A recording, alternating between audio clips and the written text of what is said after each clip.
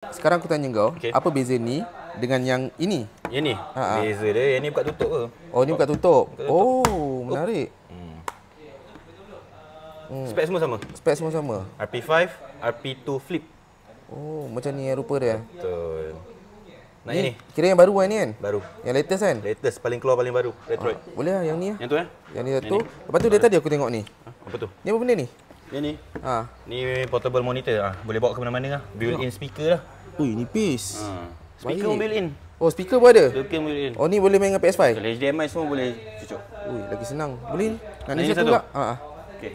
Dah beli Retroid, boleh cucuk kat sini. Oh, boleh? Boleh main sekali. Dia aku ambil dulu ni. Tak apa? Settle counter. Okey, jom. Alright. Thank you, Din. Okey. Sekarang aku tanya kau, Okey. apa beza ni dengan yang ini? Yang ni? Ha. Beza dia, yang ni buka tutup ke? Oh, ni buka tutup. Oh, menarik. Spek semua sama? Spek semua sama. RP5, RP2 flip. Oh, macam ni rupa dia. Betul. Nak yang ni? Kira yang baru ni kan? Baru. Yang latest kan? Latest, paling keluar paling baru. Retroid. Boleh lah yang ni lah. Yang tu Yang ni satu. Lepas tu dia tadi aku tengok ni. Apa tu? Ni apa benda ni? Yang ni? Ha. Ni portable monitor. Boleh bawa ke mana-mana lah. Built-in speaker lah. Ui, nipis.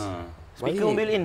Oh, speaker pun ada? Speaker built-in. Oh, ni boleh main dengan PS5? Kalau HDMI semua boleh cucuk. Ui, lagi senang. Boleh ni? Nak ni Ni satu satu? pula? Ha. Okey. Dah beli Retroid, boleh cucuk kat sini. Oh, boleh? Boleh main sekali.